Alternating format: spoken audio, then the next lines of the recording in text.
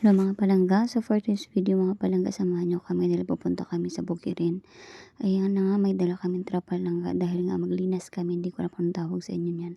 So actually langga, tapos na yan mag-harvest, kaya lang di may iwasan langga talaga. Pagtapos ng harvest, talagang merong tutubo yan. So blessing na yan galing kay Lord, o diba? So yun na nga, kinukuha na nga natin langga. Maki ako sa ganyang gawain langga, no? So yun na nga langga, nilagay na nga namin sa sako. Ayan, pagkatapos niyan, tapos kinuha naman sa sako at tawag naman dyan sa amin langga ay linas.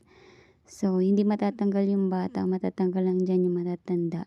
Yun yung tinatawag na tinapalay langga at yung kinakain natin. Pag nagiling na yan ay bigas na yan. So yun na nga langga, giniling-giling na namin yan sa aming pero masakit yung langga, no? Nakakahingal. Ganun talaga pag tumatanda na tayo, ay nako. So, hindi maiiwasan yan langga na talaga yung mga bata-bata dyan ay may iwan dyan.